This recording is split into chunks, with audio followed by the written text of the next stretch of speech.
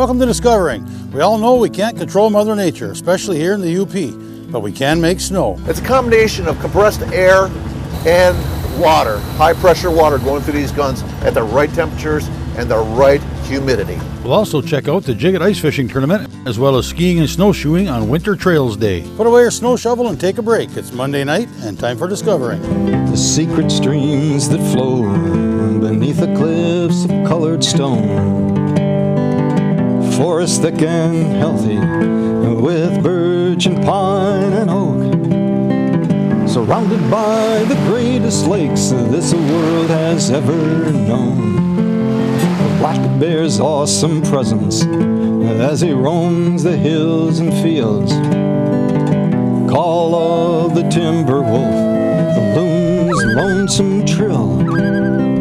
The eagle soaring high above, the trout lies deep and still. These are what I treasure, the only way I measure feelings that I have for this fine land. There is so much to discover when you're a long-time lover of northern Michigan.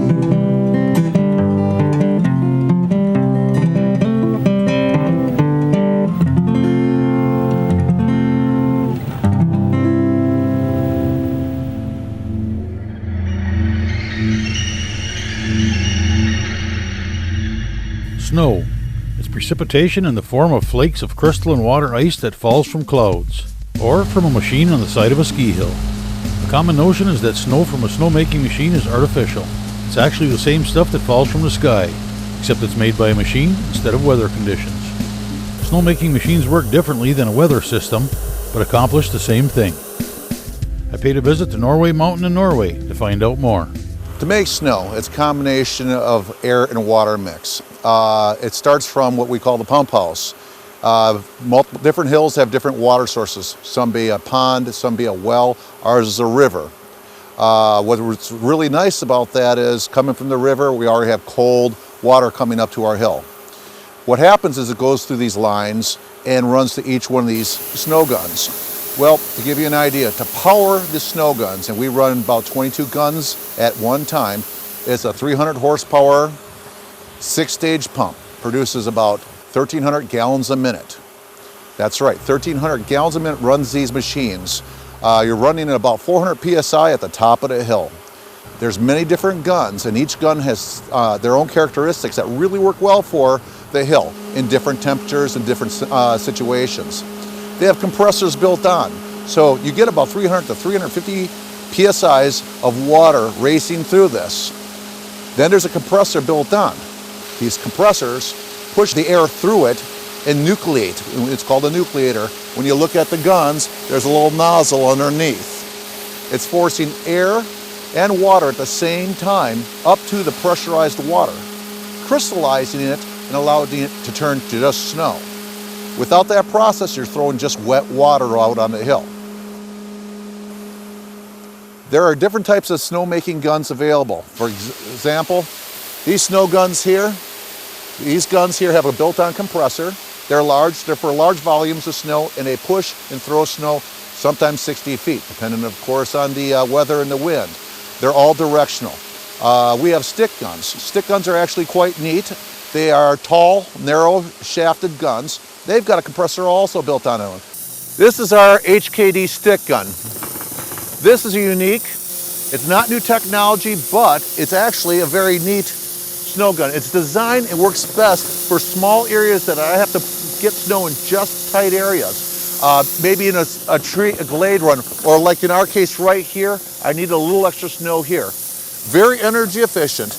It has a built-on compressor. It's got multi-valves, so you can adjust how much water flow that goes to it. You can adjust how high and low it goes. This little gun here produces actually an impressive amount of snow. It will have a pile its height by morning, which would be all I need for this one little area. What makes them really nice is, other than they're energy efficient, they also place snow just where we need it. And a lot of them are mobile. We've got fixed stick guns. We have small towable snow guns.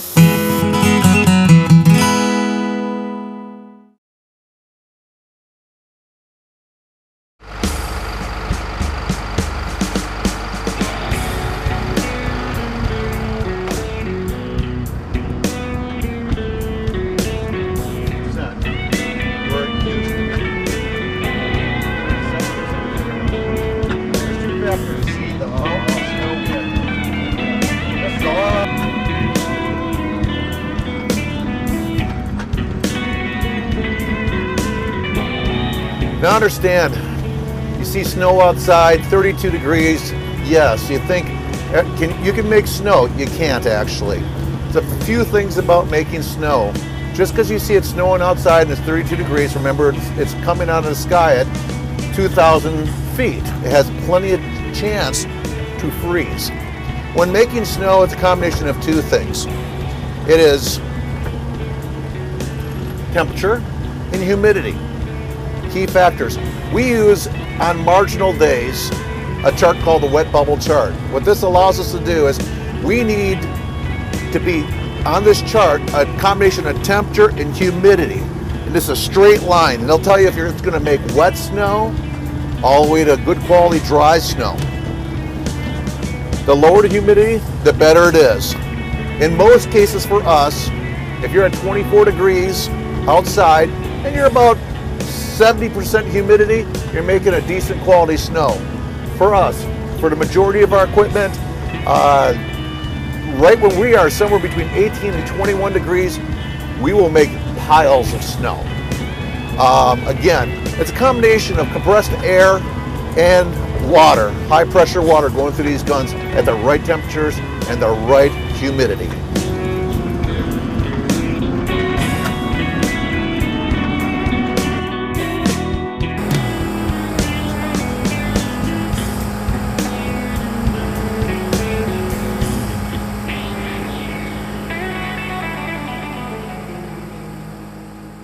You'll notice that when you go to a ski hill, most cases they're north facing. There's a few of them that are east-west. There's one down in Wisconsin called Little Switzerland.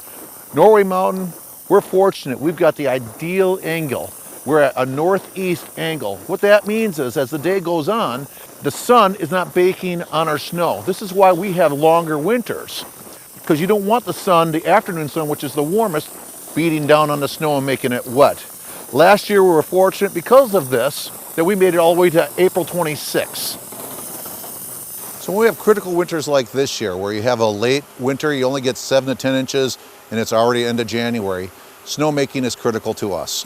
What happens is we mound the snow up, we create piles. These piles sometimes could be 20 feet high. We work 3 shifts a day, round the clock. If it's cold enough, we're making snow. We make these piles, we build them up, and then we take our snow machines, our groomers, and we push down the piles. We spread them out evenly throughout the hill so you have a solid base under it. We like to see 12 to 24 inches of base on our ski hills. Very important job all night long. We have, like I said, 3 different crews going around the hills. Their job is to make sure guns don't freeze, and yes, it will, because when you have 20 below wind chill factors, water is going to tend to freeze.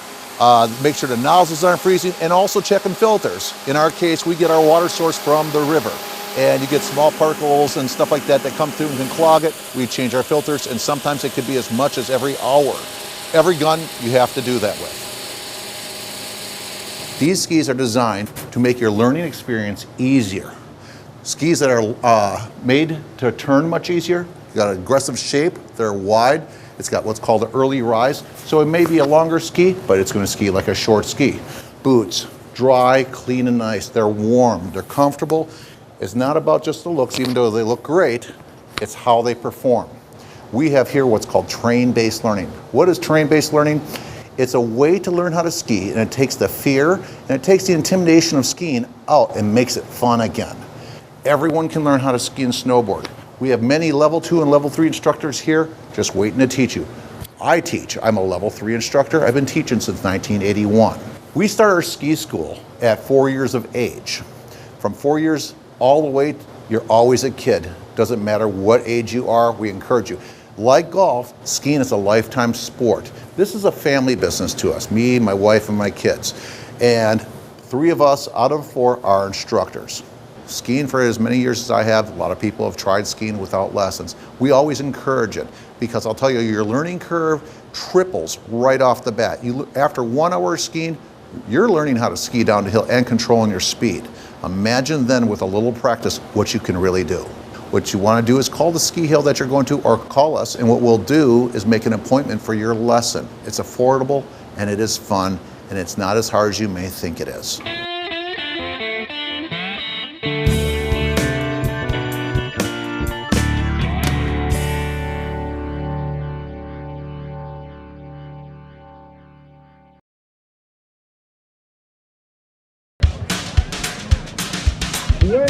to 56 meters.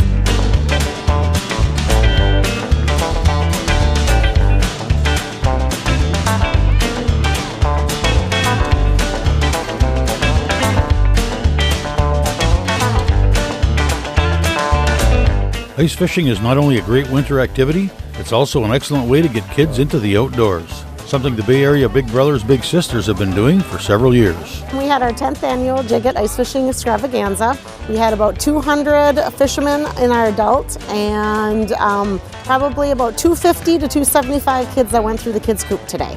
So it was a great day, it was beautiful out. I believe there was about 225 fish caught out of under the ice fish pond. So the majority of the kids that came a little bit later, the fish weren't biting as much, so it was a little bit more of a struggle, but right in the beginning, every one of those kids just caught a fish and they were so excited to catch that first fish.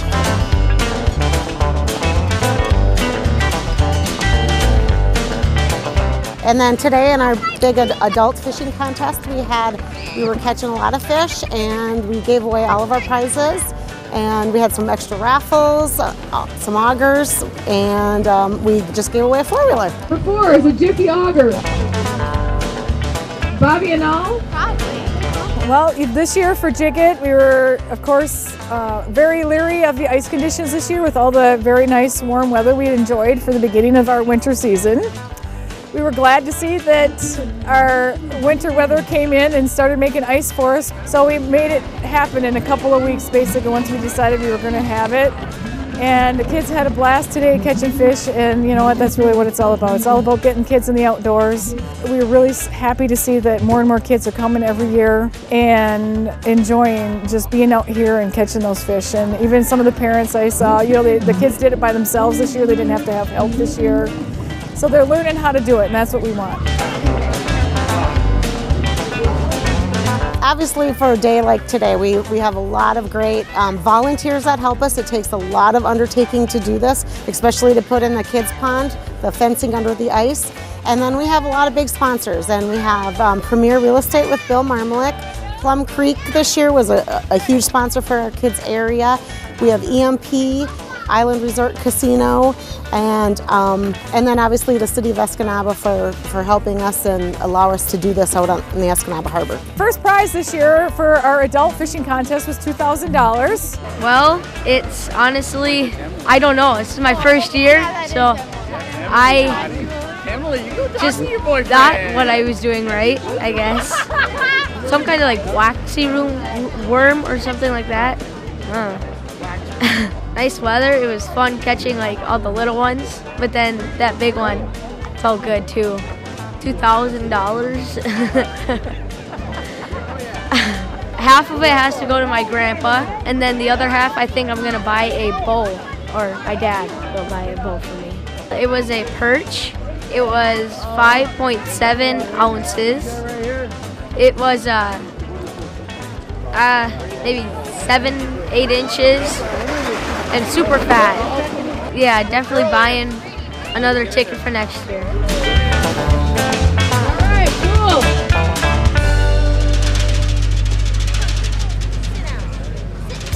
January is National Winter Trails Month, a nationwide month-long celebration that gets 11,000 kids and adults on the snow each year with 100 events across the country, 2 of which are right here in the Upper Peninsula. Thanks to a partnership between Brampton Bike and Ski, Entrees, etc., numerous ski trail volunteers, and the Hiawatha National Forest, one such event takes place every year near Rapid River. Yeah, this is the 6th annual Rapid River Cross Country Ski Winter Trails Day. We had a great turnout today, well over 200 people out here. Great chance for parents as well as their kids to get outside and enjoy the wonderful outdoors that we have here. The Rapid River Ski Trail's got a great bunch of volunteers who really keep this trail in great shape. So just about anybody can come out here, whether or not they're a complete new skier to an experienced skier. There's classic and there's your skating as well as a snowshoe trail. Today was, like I had mentioned, absolutely perfect. The weather was great. We had entrees, etc. here providing food for everyone after they got done, and hot cider and cocoa, and we're very fortunate to have this in the UP. I'm with More Kids in the Woods, and we do programs with kids, mostly after school programs in Delta and Elder County. Today here we have furs and skulls, and we also have some molds of tracks as well. We have everything from a wolf, a coyote, a red fox, a bobcat, a deer, a beaver, and we're here teaching the kids the differences between the pelts and the skulls and a little bit about each animal. The nice thing with today's equipment is that it's so easy for just about anyone to use, and they can really experience the health benefits from it. A pair of snowshoes nowadays, they're nice, they're lightweight, they fit into the back of your car or your trunk. The nice thing is you just take them out and you can walk just about anywhere. They're real easy to strap on. You just take any pair of shoes that you might have and walk through the woods. So these things have come a long way. This particular brand here is made in La Crosse, Wisconsin, lifetime warranty. So once you've got them set up for your weight, it's pretty much a one and done thing. You just take them and go. The other option that's out there nowadays are your cross-country skis. These too provide some great health benefits. Most people are choosing to go with a non-wax design. It makes skiing very easy. Again, you just take these things out and go. Even though it's a no-wax ski, waxing the tip and the tail will always offer some benefits as far as the glide goes to make your workout a little bit more enjoyable. Cross-country skiing has come a long way too. Here in Delta County alone, we're very blessed to have 4 different cross-country ski trails. The Rapid River Ski Trail that we're at today. We also have the Days River Ski Trail, the former Gladstone Ski Trail, as well as in Escanaba, they have a trail down at the park. Travel towards Elder County, McKeever Valley Spur, Blueberry Ridge up by Marquette have all got a lot of great skiing in this area.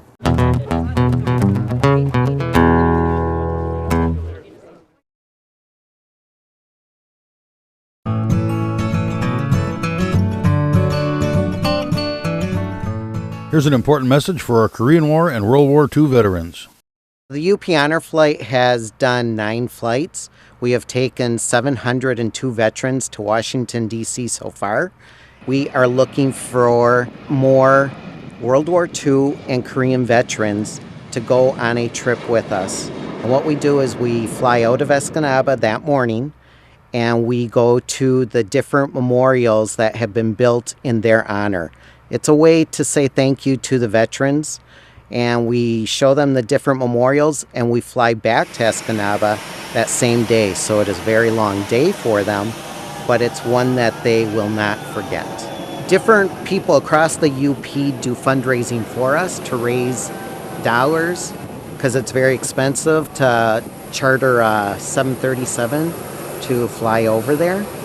But then the Guardians pay a $500 donation, and that is what helps support this flight, plus all the support that we get from the community. To fill out an application to go on the flight, you can go to uphonorflight.org, and the applications are right there. Print that off, fill it out, and send it in to us, and we will get you on a flight. We are also looking for guardians that could go with the veteran. Each veteran has a guardian one-on-one to spend the day with them to help them move around DC and get on and off the buses. So we put a guardian with the veterans one-on-one. If the veteran does not have a family member or a friend that is able to go with them, we do have people available that would spend the day with the veteran and help them throughout. Eventually, when we are done with the World War II and the Korean veterans, we will be moving on to the Vietnam veterans. That's why it's so important for us to make sure that we bring the rest of the World War II and Korean veterans out to DC before we move on to the Vietnam veterans. So we're just really looking for all the veterans across the entire Upper Peninsula to sign up and come with us on a flight to DC, just so that we can show them a thank you for what they did for our country. Well, that's it for this week. I hope you enjoyed watching. I'll leave you with a peaceful look at some of the UP's winter beauty.